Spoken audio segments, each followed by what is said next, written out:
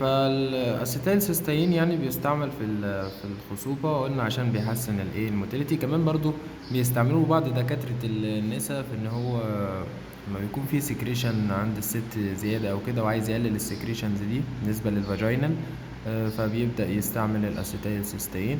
هو من الحاجات الممتازة جدا، والفيدباك بتاعته يعني انا من اكتر الحاجات اللي بحب استعملها في الصيدلية بتاعتي.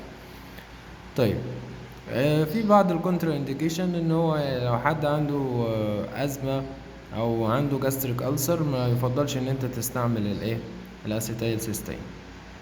في برضو الكاربوسيستين اللي هو بيبقى زي الاسيتايل سيستين، ولكن السايد افكتس بتاعته بتبقى اقل شويه. البروموهكسين دي برضو حاجة مذيبة للبلغم زي الباي سولفون. الامبروكسول، والامبروكسول ده موجود منه نقط بالنسبة للأطفال اللي هم الرضع اللي بيبقوا أقل مثلا من سنتين، تقدر تستعمله وهو حاجة سيف جدا. و... وهي موجودة باي نيم، يعني نفس المادة الفعالة نفس الاسم، هي امبروكسول نقط. فانت في الكحة تقدر تطلع امبروكسول نقط وتدي جنبيها مثلا حاجة للانتي هيستامينيك زي الفينستيل بالنسبة للرضع. اما بقى بالنسبه للاطفال فوق كده فتقدر تدي حاجات تانية كتير يعني. الامبروكسول ده موجود في البرونكو برو، في الميوكو، في الميوكوسين، في الفاركو سولفين. وبعض يعني او معظم ادويه الكحه بيبقى فيها اكتر من ماده فعاله، يعني مش بتلاقي واحد فيه ديكستروميثورفان بس، لا بتلاقي ديكستروميثورفان، ممكن تلاقي ديكستروميثورفان موجود مع جوافينسين، اكتر من ماده موجوده موجوده مع بعض.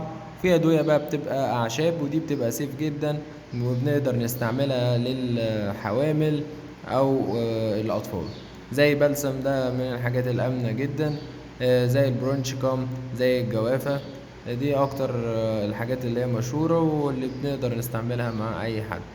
الجرعة بتاعتهم بتبقى 3 مرات، معلقة 3 مرات بالنسبة لأطفال صغيرة. الكبار بتبقى معلقة كبيرة 3 مرات.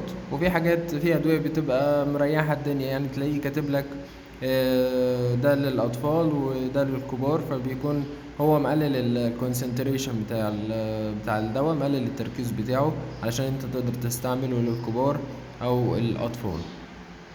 كده نبقى نقدر نخلص الكحة، يبقى كده يعني معظم الحاجات خلصت. بالنسبة يعني لو واحد مثلا كرونيك، عنده كحة كرونيك، و ولا كان عندي مثلا حساسية على صدري او كده، بتقدر تطلع حاجة يعني جنب دواء الكحة، يطلع حاجة انتي هيستاميني. ومعظم الصيادلة او الدكاترة بيستعملوا، تلاقيه يستعمل دوايين كحة، دواء يكون فيه مادة انتي هيستامينيك علشان الحساسية، والدواء التانية يبقى حاجة طبيعية مثلا، يعني حاجة زي الجوافنسين، زي البرونشيكوم، زي الحاجات دي، فحاجة تشتغل على الكحة نفسها، وحاجة تشتغل عشان لو عنده حساسية في صدره أو كده. وفي أدوية كحة بيكون فيها حساسية في الصدر، وفي حاجات بيقول لك تركيبة، والتركيبة دي بتبقى زي البريدزول، اللي هو البريدزول ده كورتيزون أعتقد، بيتحط على الميوكوفيلين شرب. آه، وفي ايه تاني، وفي السالبوفنت، ايتافيلين وسالبوفنت، دول بيبقوا تركيبة، بس دي تركيبة علشان تحسن التنفس يعني، ودي بتستعملوها في الأطفال أكتر.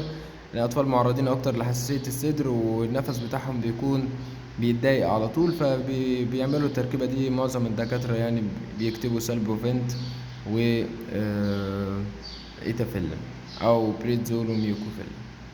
كده نبقى خلصنا الكف.